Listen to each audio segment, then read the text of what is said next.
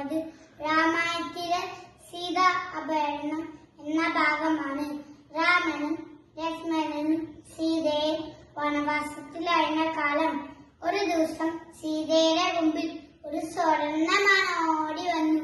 Hi, എന്തു ഭംഗി, എനിക്കതിൽ പിടിച്ചേരാം എന്ന് സീത രാമനോട് ചോദിച്ചു.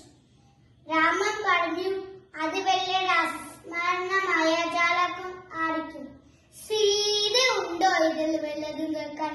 സീതയുടെ വാസി കോടിക്കോടി വന്നു. സീതയുടെ വാസിക്ക് മുമ്പിൽ രാമൻ പടനീര് വന്നു. സീതയുടെ സുരക്ഷിതമായ കൊള്ളൊന്ന് രാമൻ ലക്ഷ്മണനോട് പറഞ്ഞിട്ട് മാണ പിടിക്കാതെ ഏറെ അണിഞ്ഞിട്ടും മാണ കിട്ടിയില്ല. പിന്നെ വിചാരിച്ചു അമ്പീത് വീഴ്ത്താം. അമ്പുകൊണ്ട് മുഴുവേറ്റ മാൻ സീതാ ലക്ഷ്മണ. രാമന്റെ ശബ്ദത്തിൽ അരളി വിളിച്ച് ഭീകരനായ രാക്ഷസനായി മാറി. അതാരാണെന്നറിയാമോ? മാരീചൻ.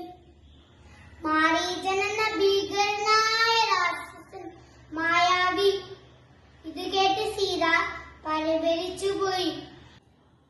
രാമൻ എന്തോ അപകടം പറ്റിയിട്ടുണ്ട്, പോയി രക്ഷിക്കാമോ എന്ന് സീത ലക്ഷ്മണനോട് പറഞ്ഞു.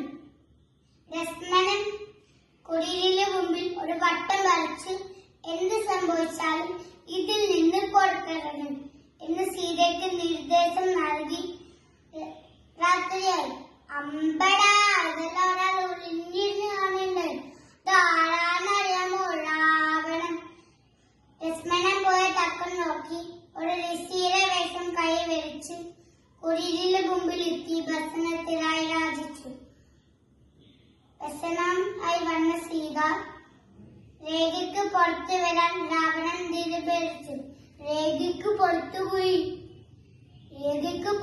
പോയ പാട് സ്വന്തം വേഷം കൈവരിച്ച് സീതയെ പിടിച്ചു വിളിച്ച് പുഷ്പക വിമാനത്തിലേക്ക് കയറ്റി ലങ്കയിലെ